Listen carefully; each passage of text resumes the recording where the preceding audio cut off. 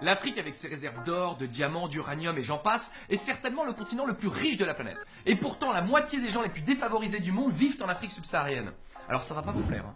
Mais la France n'y est pas pour rien. Stop! Il y a des sujets dont on peut parler, et d'autres, il vaut mieux pas. Ah bon? Comme lequel? Par exemple, le conflit. La barbe! La France est un des pays les plus riches du monde alors qu'elle n'a quasiment aucune ressource sur ses terres. Pourtant, la plupart de nos entreprises comme Areva ou Total vendent de l'énergie. Alors je vous le dis tout de go.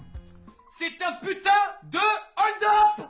Si les pays d'Afrique vendaient et exploitaient eux-mêmes leur production, ils deviendraient les rois du monde! Alors comment on s'y est pris? C'est très simple. Au début de la décolonisation, on a placé des pions à la tête des pays pour servir nos intérêts. Et le jour où ils sont plus d'accord... Bon, monsieur le prince président Bandigou, on vient de découvrir du coltan dans votre pays, j'ai une proposition à vous faire. Je vous propose d'exploiter ces mines à votre place, qu'est-ce que vous en pensez?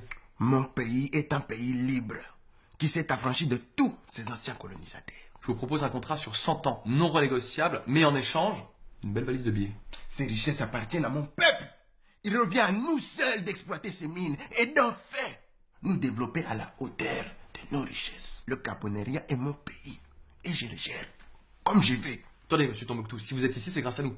Vous seriez pas le premier dictateur qu'on renverse. On est d'accord avec ça ou pas? Vous voulez vous retrouver dans Paris avant des petites tours Eiffel à la sauvette? Attendez, va pour une concession sur 100 ans. Par contre, je garde 5% des profits pour moi. Vous êtes dur en affaires, hein? J'ai pas HEC. C'est pas vrai, moi aussi. Voilà, petite signature ici. Eh ben, c'est parfait, ça, monsieur Boubou, les bons comptes font les bons amis, hein, vous savez ça. Ah, vous revenez quand vous voulez. Et quand les colonies ont voulu devenir indépendantes, on leur a dit ok, mais vous nous payez une taxe coloniale. Du coup, les anciennes colonies ont commencé leur indépendance avec une putain de dette envers la France. On leur a mis à l'envers dès le début, hein. C'est le cas d'Haïti, première colonie indépendante qui a complètement été ruinée par cette taxe. Oh yeah, maintenant!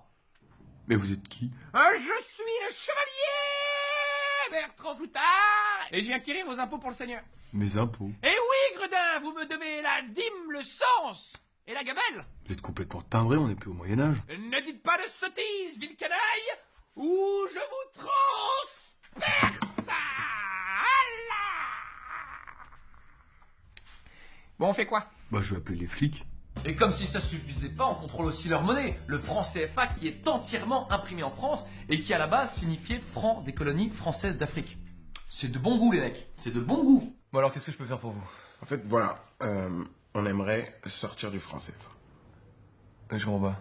On aimerait avoir notre propre monnaie, pas la Banque de France, quoi. Mais ça d'accord, mais pourquoi? Pour nous développer, pour construire des usines, pour avoir des infrastructures, connaître la croissance, quoi. Je vous dis, vous avez pas besoin de vous développer, vous avez le soleil. Eh, c'est quand même bien le soleil. Écoute-moi non? bien, il est où mon argent? Tu vas me rendre mon argent, tu veux que je te gifle? Je te gifle! Par contre, les hommes d'affaires français, eux, ils se font plaisir. Ils investissent à tour de bras. Bolloré, par exemple. Oui, le même mec qui donne de l'argent à Morandini et Cyril Hanouna. Un garçon plein de qualité. Et ben, ce gars-là possède tous les ports de France-Afrique. Du coup, dès qu'un bateau entre ou sort, le mec se rince. Alors les gens qui pensent qu'il y a trop de noirs en France, faudra pas oublier qu'on est bien content d'avoir de la lumière, du chauffage et de l'essence pour aller bosser. Parce que le jour où on perdra nos privilèges, ce sera peut-être à nous d'essayer d'aller vivre chez eux.